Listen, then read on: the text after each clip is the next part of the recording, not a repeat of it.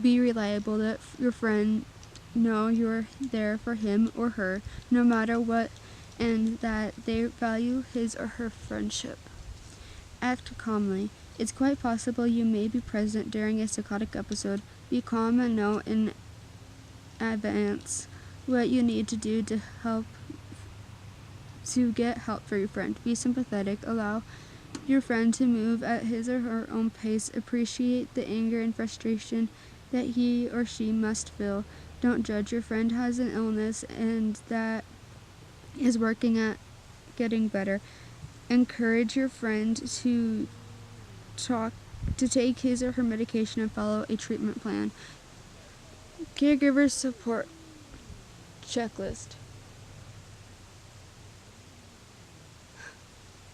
Caregivers or careers are usually relatives or friends who provide support to children or adults with mental illnesses. With a mental illness, support means many things. It could mean a sibling who looks after a younger or older child.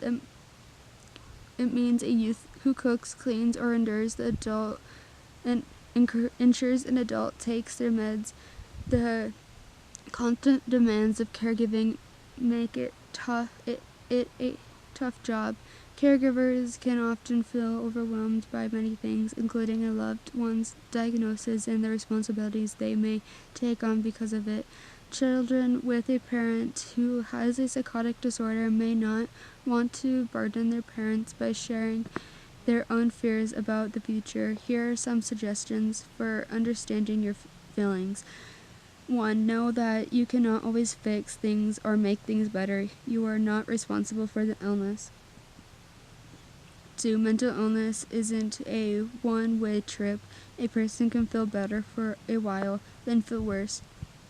Not everyone accepts their diagnosis or wants to make changes to feel better, such as attending doctor appointments or taking meds.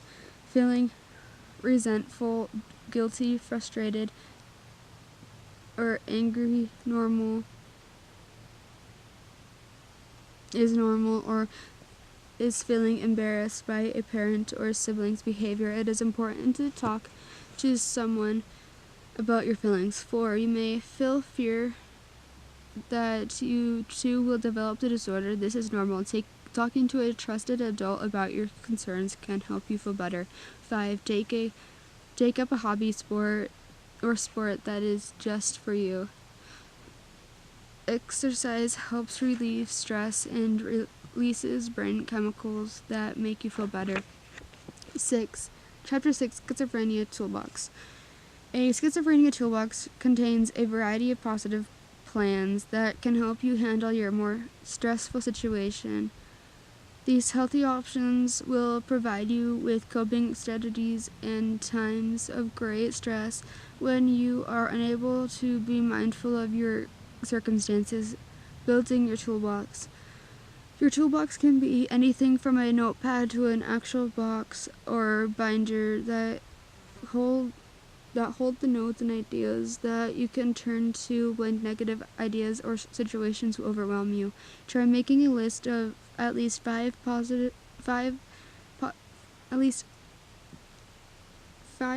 sayings, ideas, or activities that you can do to make you feel better about yourself. As you progress, keep building your box by adding more and more positive coping skills.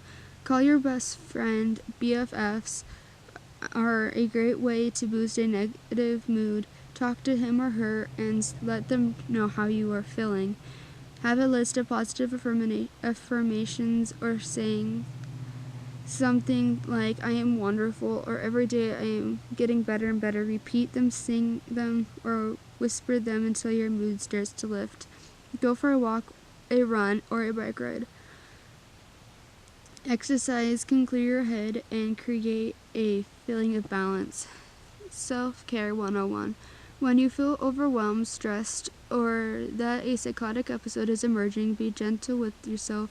Think kind and loving thoughts. Don't call yourself names or blame yourself for not being able to control a situation. Remember, you are only human, and you are learning more and more about yourself every day. Accept that you have this mental illness and remind yourself that it is manageable and treatable. This is a great first step to recovery. Between episodes, stick to a regular sleep pattern. Research shows that good sleep habits can help reduce psychotic episodes. Eat a balanced diet with lots of fresh fruit and vegetables. Talk to your doctor about taking vitamin supplements. Exercise is a great way to reduce stress and increase the self-esteem.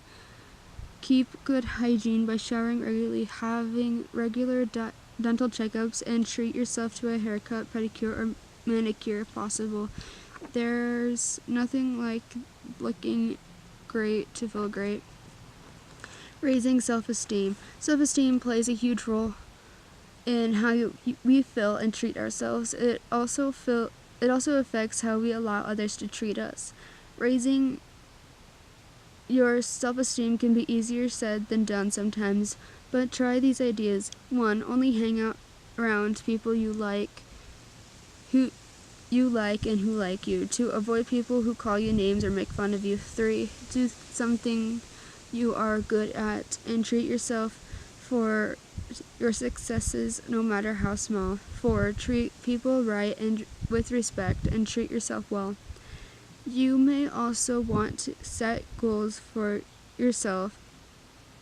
Start with something small and manageable, like making your bed twice in a row. Reward yourself for your accomplishment. Now, set a bigger goal.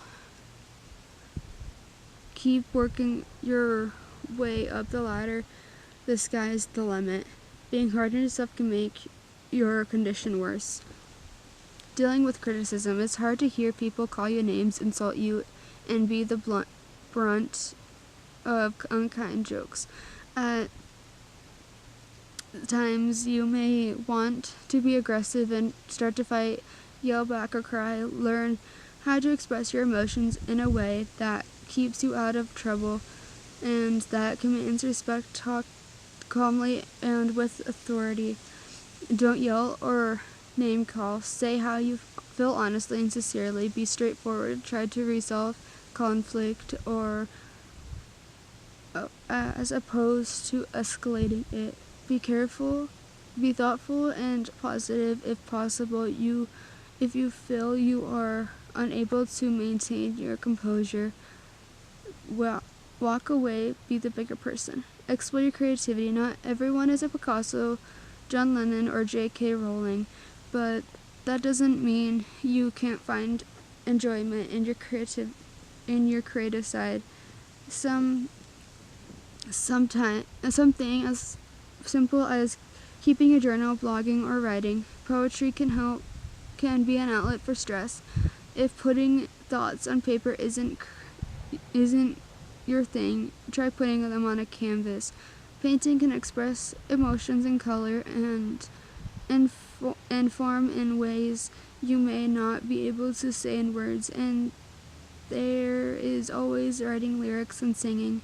Learning how to play an instrument or just singing can offer a stress release mechanism and bring enjoyment and accomplishment to your life. You just might be better than you think. Activities that do not tax your logical abilities can help you recharge. Other resources. It's tough to find good resources on psychotic disorders aimed exactly at the adolescent and teenage group. Most books are written for adults. Check your school or library, and if you can, ask your librarian for help. You can also check the internet for websites and hotlines. Be careful when researching websites. Not every site gives trustworthy or factual information. Here are some good resources to start with. Helpful hotline, National Alliance on Mental Illness, 1-800-950-6264. This is a toll-free U.S. 10 a.m. to 6 a.m. national hotline staffed with trained volunteers who can supply information and support for anyone, adolescents, teens, friends, parents with questions about mental illness. National Suicide Hotline, 1-800-SUICIDE or 1-800-784-2433.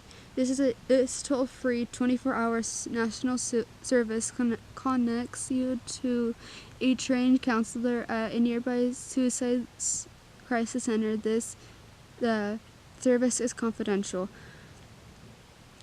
Kids Help Phone, 1-800-668-6868, a free confidential 24-hour hotline staffed by professional counselors, supports youth who are in a crisis and need help and information on a number of issues. Hotline available in Canada only. Websites: National Alliance on Mental Illness, www.nami.org. This site provides trusted information on mental illnesses such as schizoaffective disorders, as well as treatment information and where to find support, and health content is available in English and Spanish. mindyourownmind.ca, an informational teen-oriented mental health site with information on how to get help as well as personal stories about coping, struggles, and successes, a blog, and interactive tools that can help you identify and cope with your mental health disorder. Teen Health, Kids Health